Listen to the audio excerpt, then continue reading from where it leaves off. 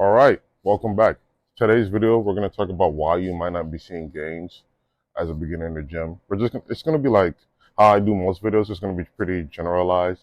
It might be because of whether you're not training well, you're eating well, you're bulking, you're cutting, but you're not seeing the gains you want. So this is going to be like an overview of things you might not be doing essentially. And if you guys want me to go in depth on anything I talk about in this video, don't hesitate to let me know. Okay, so I don't know how I'm going to really formulate this video. Maybe I'll do some bullet points. I have some already.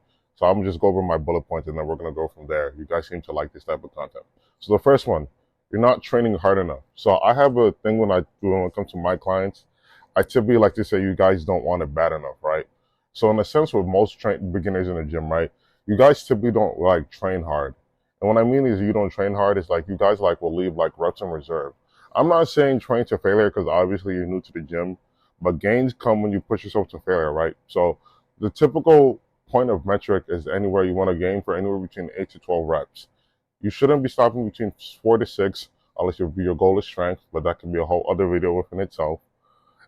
I would suggest aim for anywhere between 8 to 12 as a good point of metric for the time being. And you also want to use progressive overload, track your lifts, and add weight over time, rep sets over time. You want to train to stimulate, not train to participate. That was a bar, by the way. So I don't know if you guys caught that.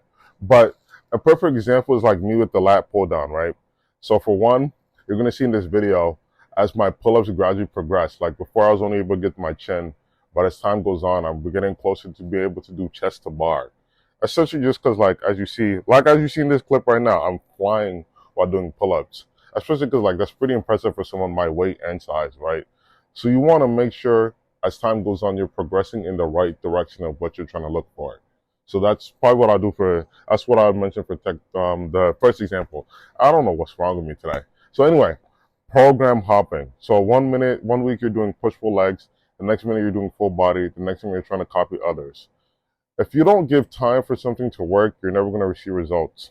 It's like anything in life. If you're not consistent enough, you're not going to see results in the way that you want to see.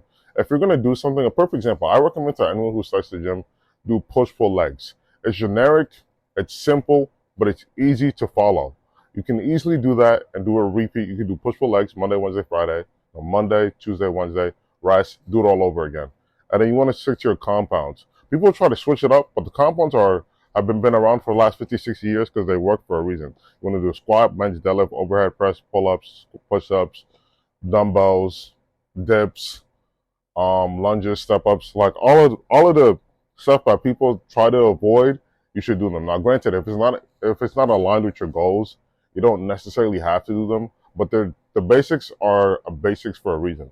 Like get really good at those lifts, and everything else will follow.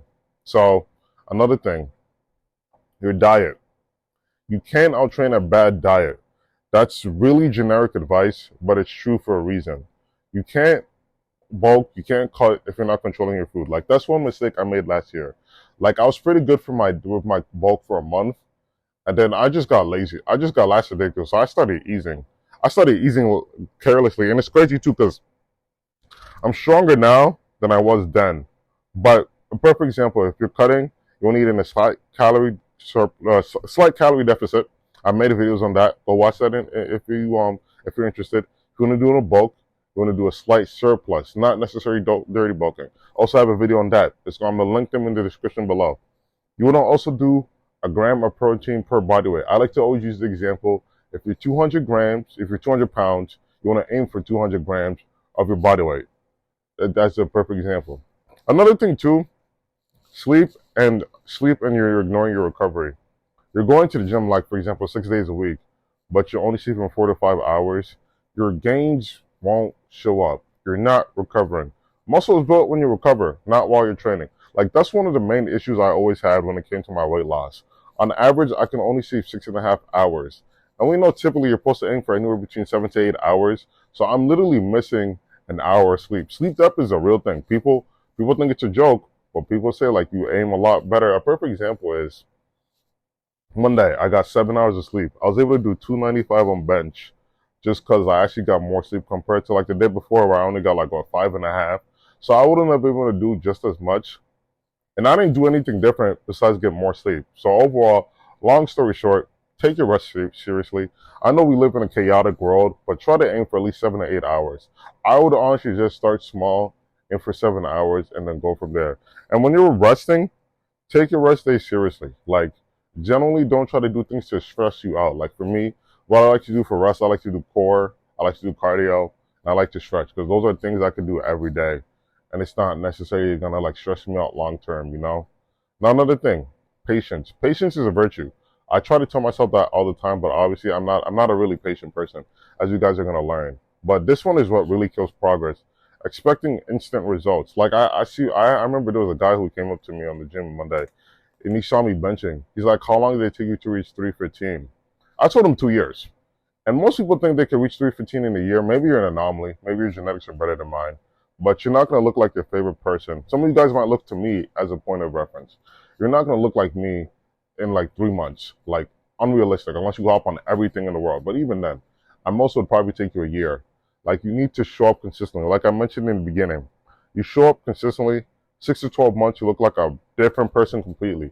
Like, I remember people started seeing, like, I know for me, one of the biggest things that people really saw was my arms started like really popping. My arms, my traps, like my legs, my glutes, unfortunately. But it's a blessing.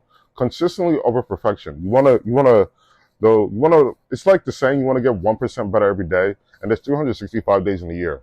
So imagine from January 1st to December 31st, you're getting 1% better every single day. That means it's going to compound. It's like compound interest. You know how they talk about like stocks and trading? I'm getting on a completely random tangent. But the point is, you want to slowly rack up your wins to make it like a bigger thing long term, you know? I hope that didn't go over you guys' head. But anyway, long story short, if you're not seeing the results you want to see, it's not your results, it's not bad lucks. It's one of the mistakes I mentioned in this video. You just fix them, you just try to work on them, and then there's no way, unless you're from Mars or something, you're not going to be able to see results in the way that you want. Comment down below whatever mistakes you made and whatever you guys want me to make, what other type of videos you guys want me to make next. I hope this helps.